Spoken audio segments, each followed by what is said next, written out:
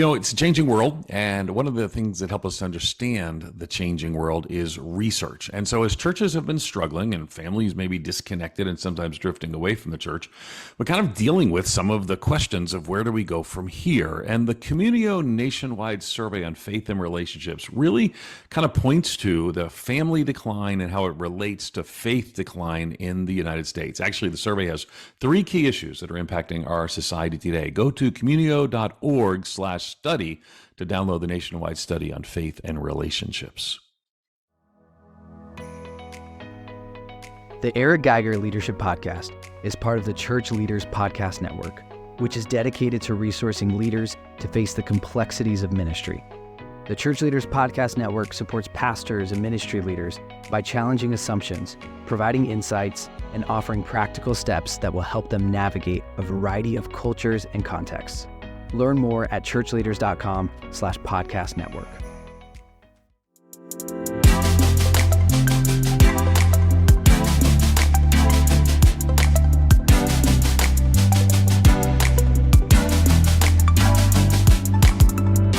Logan Roy is searching for who his successor will be. If you don't know who Logan Roy is, he is the character on the hit show Succession. And so when you look for someone who's going to succeed the leader, there's so many questions that arise. Obviously, we're not talking about what's going to happen in that television show. I'm here with Kenton Beshore, my predecessor at Mariners Church. We're going to do this episode on some questions that people who are confronted with when they think about succession. You'll get a sense of how Kenton and Mariners Church thought about succession in terms of how they would look for the next leader and the kind of leader they would look for, and some questions that obviously were answered as they conducted the search. And then I'll probably do some reflections. Ken, maybe you can ask me some questions on how did I start evaluating if I would be a good fit. So we're going to talk about the search and the fit. So let's talk about some upsides and potential downsides of these 2 choices. I got several of them to talk about. One, internal versus external. So some organizations, they look internal or only internal. Some only look external. Others will look either internal or external. Let's just talk about assuming that there's upsides and downsides of both. So what are the upsides of an internal successor? Okay, so and even before that, let me say this. I think for smaller churches, you probably don't have that luxury. Okay. I think a luxury of internal is going to be with a larger church. Mm-hmm. And I think, at least for me, so I got to be the pastor of a church of 200 and then grow all the way bigger.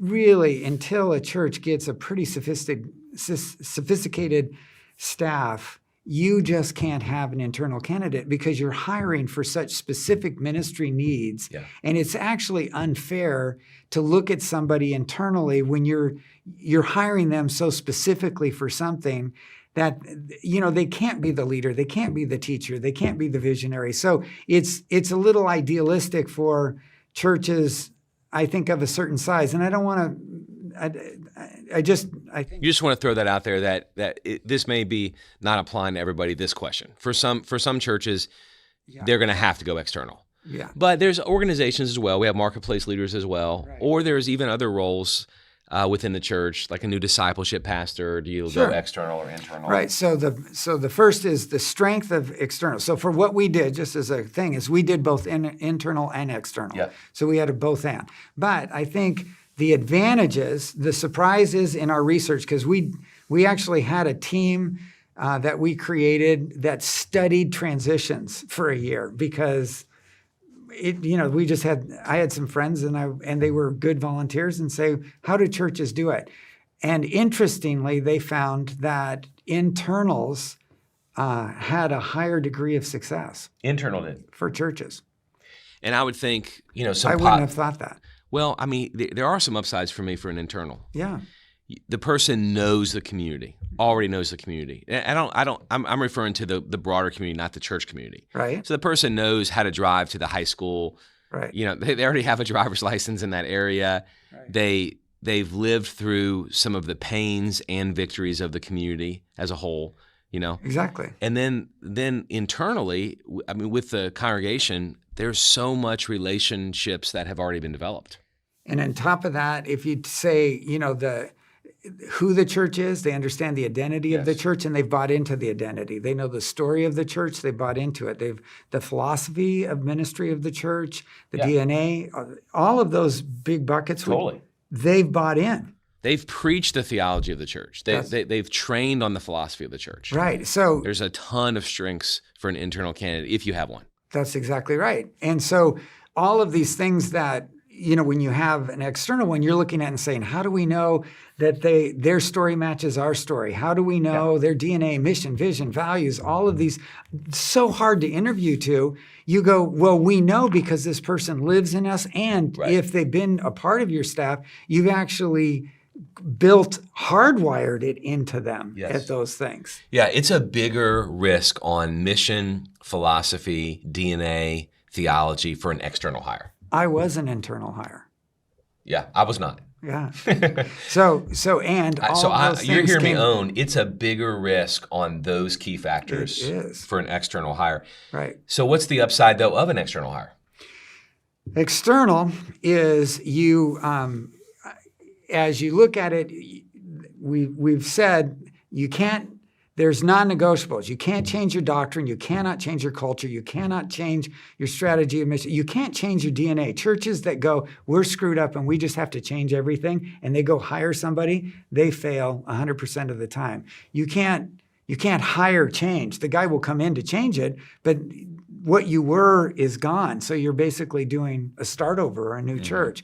So when you're looking, the advantages of finding somebody who matches your DNA, your story, your doctrine, your vision, and all those things, and at the same time, they've come from the outside and they've had other experiences in other churches. They've had they've been exposed to different things. They automatically they match you in what's core. But at the same time, they've got a whole horizon that you don't have that they can bring to the church that God can use to bring new ventures. So that's assuming there's a match on all the important things. And if that match is there, an external successor can bring fresh eyes, absolutely, can bring experience from other places, but that experience has to be filtered through all that we've talked about: vision, theology, philosophy, all that. Because it's kind of a marriage. You can't go into a marriage wanting to change the essence of a person. That never works. Right. But once you love that person, there's the beauty of the ad. Yes, and we'll get to me in a moment.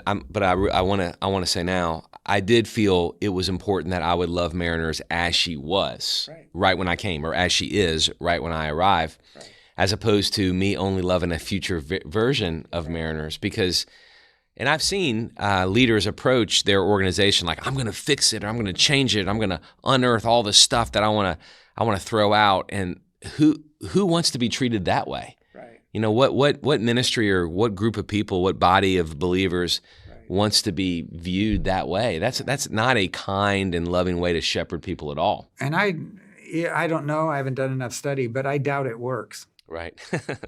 Well, it's one thing to do that in an organization. It's a whole other thing to do that with the body of Christ. Yes, I agree with that. But at the same time, there are times when it has to happen. If it's a turnaround. In an organization, a turnaround, which I've been a part of. There's churches that need turnarounds. Yeah. And when there's been huge moral failure, there's times for a new day. Yes. When there's been leadership that, the S-curve thing where you've gone way beyond the S-curve and you've gone into decline and you're way down here, you got to do something new. You have to come in. There are points you have to have somebody from the outside. And that comes in with a turnaround approach to leadership, which was not the context. We're actually going to talk about this in an upcoming session. Was not the context of Mariners. And when a new leader arrives in any setting, whether it's local church or marketplace, the leader is wise to evaluate the context and then adjust his or her leadership to that context. Right. All right, so we see some upsides with internal and some upsides with external. What about an internal search team and an external search team? So we've already given our cards on this one. Mariners actually did both. Mariners had an internal search team, but then also an internal candidates. No. I was doing that on the candidates being successor being internal, external. Okay. Now on an internal search team versus an external search team. So some churches don't even hire like a search firm, right? Oh. Like they would only have an internal committee of 7 people who would source all the resumes, right? Right. Other churches might not have an internal. They might only hire a search firm that then is reporting to the senior pastor. Oh. You see? So some churches would not do what Mariners did. Mariners had both. Mariners had an internal search team and an external search firm. So I'm just trying to think about the broader group of people listening. Obviously I'm going to try to lead them to the conclusion of there's wisdom in both. But if you had to choose, what's the upsides of the internal and what's the upsides of the external? Yeah, if I was going to make a mistake, I would go to the internal. Okay. I wouldn't want to do that, but if you had to choose one, you'd go internal. Because then the focus would be at least I would know. We know our identity, we know our story, we know who we are, we know our doctrine, we know everything we know, and we know what we need. And so we've done that work, and so we're going to take our body of relationships, we're going to ask everybody in the church, everybody that you know, and we're going to interview to that. I would trust people in the church to understand that. I think an outside organization, and I love the one that we use, but they are pretty good at understanding what a church needs, but a church not understanding what it needs is such a huge weakness. Then when it gets what it needs to love it. See, I think for you, I would hope, and you would be able to answer it, that you felt loved the day you showed up, and every time you did something, you felt loved and affirmed because you were the right choice. 100%. So I remember I came to interview with the search team, the internal search team. So the search firm, the external search firm, I had multiple interviews with, and then a slate of candidates was given from the external to the internal. To Mariners. So the internal Mariners team now has, it's called a slate. That's a common term in the industry. Yeah. A list of 5 to 7 candidates with packages on each one. I being one of those. So then, excuse me, I'm being interviewed by the internal group, and I come out to Southern California for the first time to meet, not my first time here, but first time to meet with them. And I call my wife and say, baby, I think if they invite me out again, you'll come and you will love these people. Yeah. These people are amazing. I love these people. It was amazing. I feel like my faith was encouraged. I felt so loved on. Yeah. They were so hospitable. They were clear about the direction of the church. They have such a love for their church. And the commonality. You love them. I love them. Because who you are, they love. They met other people and they treated them with hospitality and they loved them, but they didn't love them as a future pastor because even in talking to them, they're like, no, you're different there. You're different there. And difference is okay, right. But they wouldn't have been so attracted to them as they would have been to you because it's like, no, this is who we are and you're who we are. This is who you are and that we're that too. Yeah. So you have that. That's what the chemistry. You could feel the chemistry early. That's right. Even if it wasn't gonna work and they would have gone a different direction or I would have chosen to stay where I was, I still sensed these are people who I am so glad are in the kingdom and we're in the kingdom together. And Mariners would always be the kind of church you would want to be the pastor of. And that's it. And there's other churches that are, that you'd go, I don't think I'd want to, I could be the pastor. I'd just root don't for know them. I'd root for them, but it's not a church I would. That's right. So that's the value of that strong internal. Yeah. You get it. And the upside on external, I think is, the external search groups typically just have a large network, right? Well, the value of them, exactly. There is no way we would have ever, in our networks of relationships, would have ever run into you. We never would have. So there are people we could have gotten or candidates that we would have found, but you, and there's probably 2 or 3 other candidates let me see. I know who they were. Don't say their names, No, I Ken. won't. Don't say their names. But two or three of them that we never would have come across. I think we got a slate of 8 or 9. 4 of them, 5 of them we would have found. But you're just limiting. Yeah. We never would have run into a number. Certain people. We just never would. Good. And as I talk to churches, that's one of the things that when you're talking about this position, it's so important. I think it's true for most positions on churches today, but to be exposed to the best possible candidates is worth the money. That's great. And a church has no competency in this, nor should it. That's not what you're doing. It's not our expertise. No. So having somebody out there that's doing that, it's well worth the money. Great. It's well worth the money. So an internal candidate has so much relational cred, understanding of the community. An external candidate, assuming there is DNA match, can bring some fresh perspective. An internal search team is going to, in the same way as an internal candidate, is going to know the church, be able to represent the church really well. An external search firm has a large network. All right, here's another question as the search begins. You've been talking about matching the story of the community, the story of the church with the story of the leader. As you're also looking for a leader who is a value mission match, are you looking for a leader who's reflective of the past or reflective of where the future's going in the community, in church as a whole? It's that famous leadership quote from Gretzky, you skate to where the puck is going, not to where the puck is. How do you balance that? Because it's, in some ways, someone say, well, no one knows exactly what the future is. I mean, you have a sense of where a community is going. Are you evaluating fully on the past, or are you thinking, how much about the future are you thinking? Is the search group thinking? I love the question. I think, so what we said is there's all sorts of things that you have to understand about the past to understand story, identity, DNA. But that's just to understand who you are. But the future of the church is what you're hiring to. And the value in that is, that's where I think for me, it was easy for my story was never going to be the future story of the church. I started with 200 people.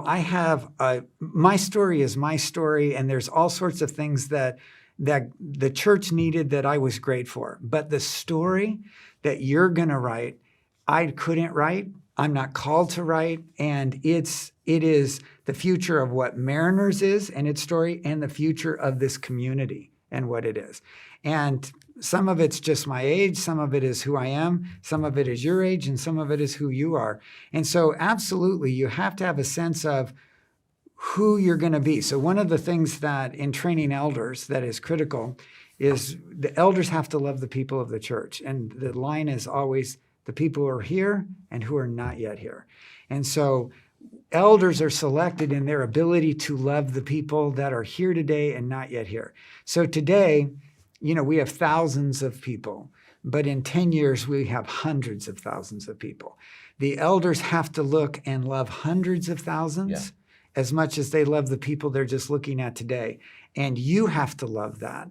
And that's, if you're looking at who will be and who will be affected by Mariners and then you make the right choices. But if you just look and say, you just talk to the people who show up and you give them their church that they want, they become myopic, small, they lose the sense of what God wants to do in the community. They become selfish, self-absorbed, self-serving, and they're never the church. And so it's leadership always going towards the future. That's right. It demands it. So let's talk about us. Let's talk about us. When we met, which you had taken yourself pretty much out of the process, which is not the norm, I think, in many churches. And I will say that there are churches where the senior pastor might be highly involved, and you still can have a very, very healthy, successful transition. But you chose to, and I think it's because I've heard you say, you knew that you would have the temptation to. It's hard for you to be in a meeting and not lead the meeting. Right. And so that was mainly kind of self-protecting your heart. And what I needed to do is to train and to be confident in them and to not be a part of it. I'm not a good chooser, surprisingly. I'm really not. I've never been a good hirer. I look at somebody and I'm like, you can do that, great. And Right. I just don't have good discernment when it comes to that. There's other people who are great at that. Okay. So at the end of the process, the team's going to offer me the role, or actually technically they're going to recommend me to the elders who will offer me the role. And it was just, the thinking was initially that I would only meet with you and Kay, my wife, and Lori we would all meet together. I think we just had one lunch and it was a great lunch. But I wanted to spend more time with you. Right. So I flew back and we walked and walked. My gosh, man, That's right. we just walked. I mean, really for 2 days. We walked one day a whole bunch, had dinner, and then did it again the next day. And we talked about so many things that I don't think was even set up by, it wasn't set up by the team. This was more on me at this point. Right. So now at the very end of the process, I took a bit of leadership and said, I would like to spend more time with Kenton. My thinking was, I do not want to lead Mariners through a strong turn any different direction in vision or in doctrine or in philosophy.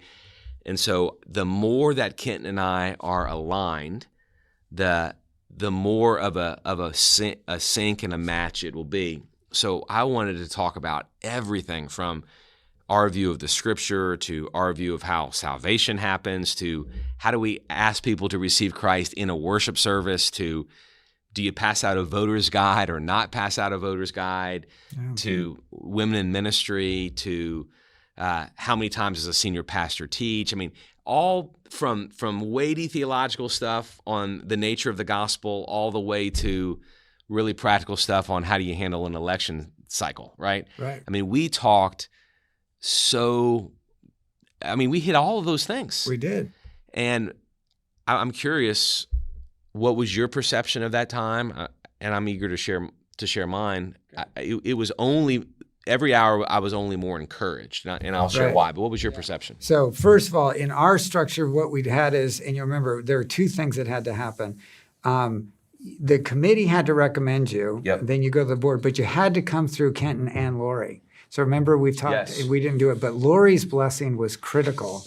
We can talk about that later. But No, I think this is a good time to say it now because a lot of research was done. This is really crazy. You may not have thought this, but there was a team here that went and interviewed churches that had a successful transition, and they found the most important person to endorse the transition was the senior pastor's wife. Senior and pastor's so wife. the longer somebody stays, the longer someone's been in a position, the more power moves towards the senior pastor and his wife. And so the wife, she literally becomes, I hate this term, but like a queen. And what they determined is it is the queen's blessing that is the most important. And so literally the 500 people that were stakeholders, Lori, when it came time to introduce you and Kay, Lori was in every room, and also when we introduced you to the church, because the feeling was Kenton is going to say that because he's been a part of the selection, but Lori's the one who's going to really tell us the truth. That's big. And so Lori had to be the one. So while we met with you, the issue was both Kenton and Lori are going to have to give their blessing. So we met with you. Yeah. So us four met together. Kay still. This week we had a dinner after our Saturday night service with some couples in our office.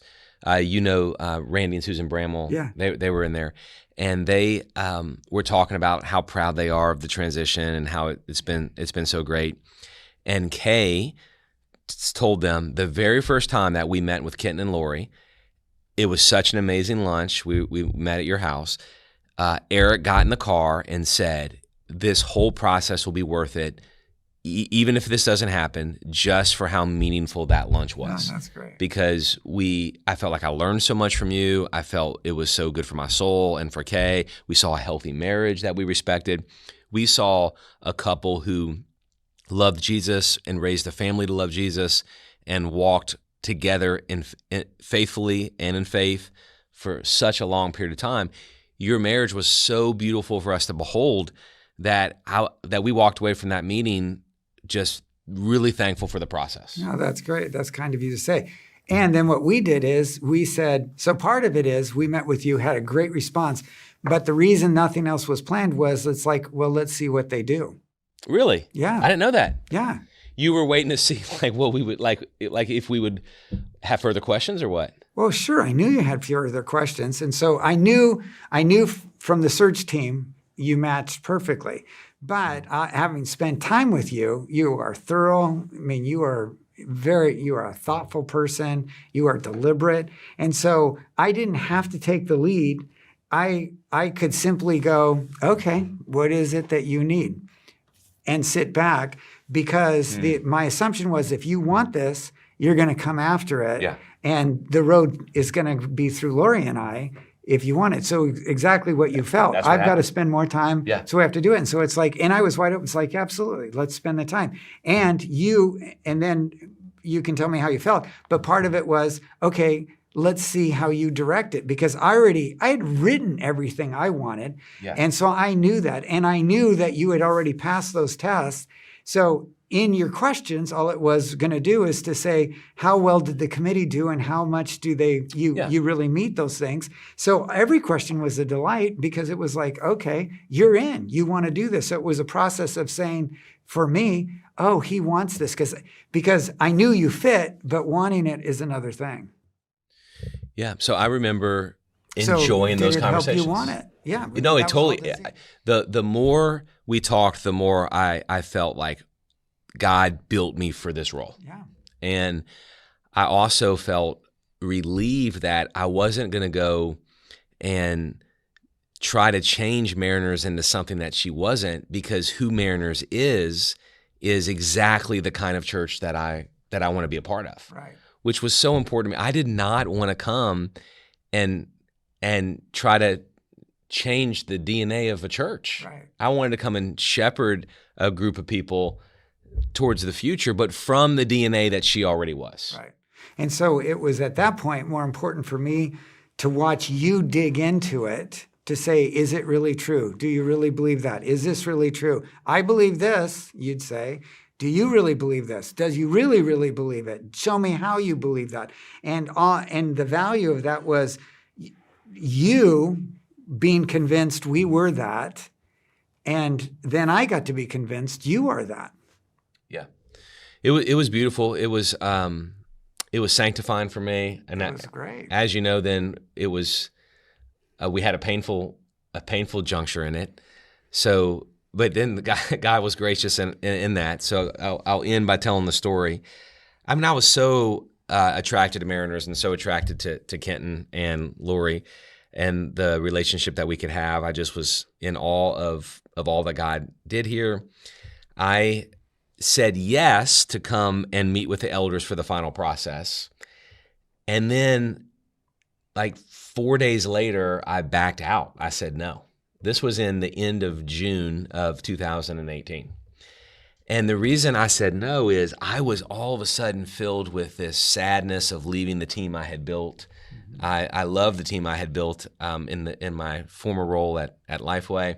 I was speaking at a youth camp that whole week, so I was up close and personal to the ministry of Lifeway. I mean, I was seeing kids meet Jesus, and my kids were at this camp and they were loving it. And so I was being also confronted with the things that we were about to leave behind.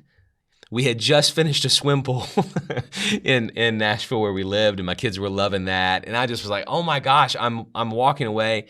I can't walk away. And I just had this unrest, which was, looking back, was unrest about a typical move, but I was trying to solve the pain of unrest.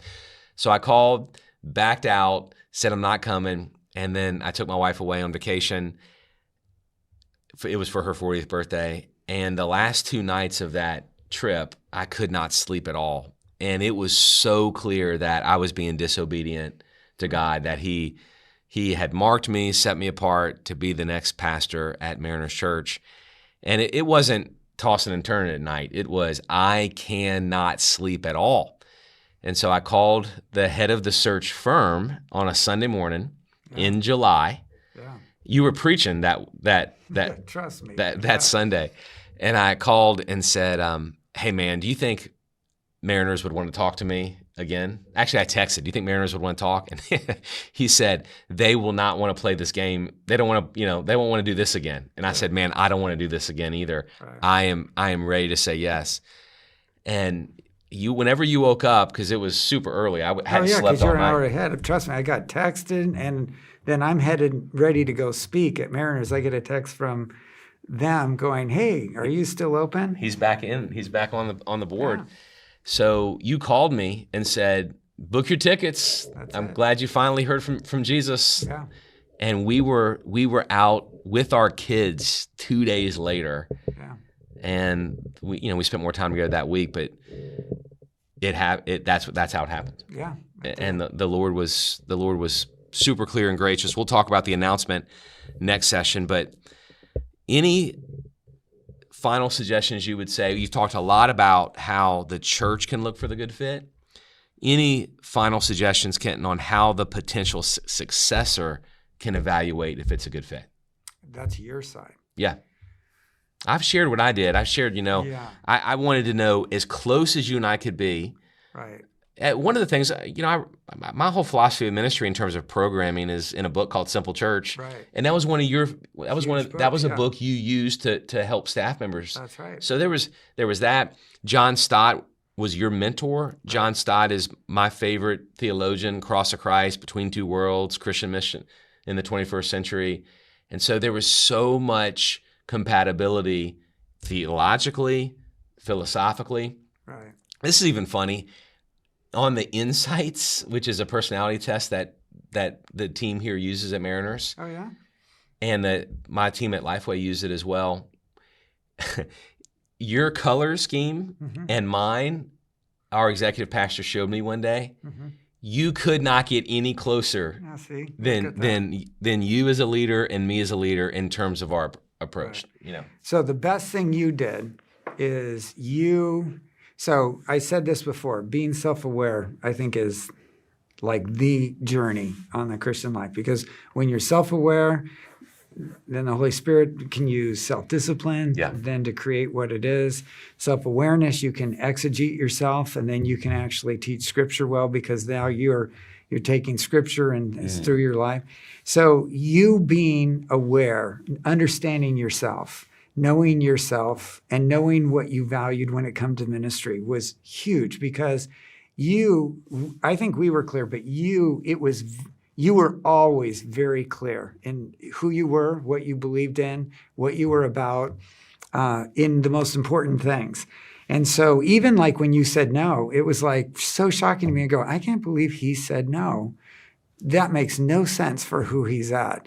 I go, I don't think he's going to stay with us. That's how my wife was like. I go, there's no way. She said, Eric, I knew you, I knew, the kids knew, we knew we were still going to Southern California. So it was, and it happened so fast, it didn't bother me, but it was like, there's just no way. And so when you called, it's like, oh, God, this is easy. Come on, we're done. You were done. But your clarity on who you are and is the most important. That's huge. Because then the match is easy. What you wanted, the things you wanted to do, the stuff that, that's just an extension of who you are. But knowing who you are was the most valuable work that you had done.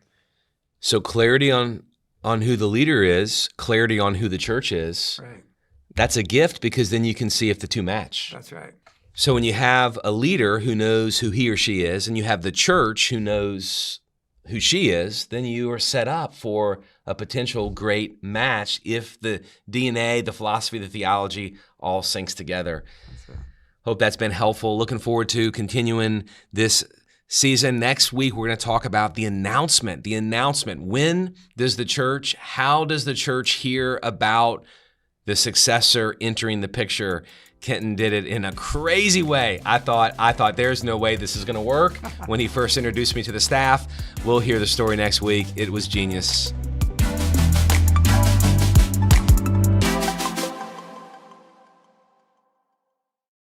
If you listen to the podcast, you know that I love research. I used to lead a research company. So I love when research helps to illustrate a question we have. And one of the questions a lot of people are having is, how do we look to the decline of the family, maybe the relationship around fatherhood and issues of faith and church? Well, again, the Communio nationwide study on faith and relationships actually points to the collapse of marriage, where resident fatherhood fits into that, and how they all point ultimately to a relationship to Christianity and decline in the church. So visit communio.org/study to download Communio's nationwide study on faith and relationships.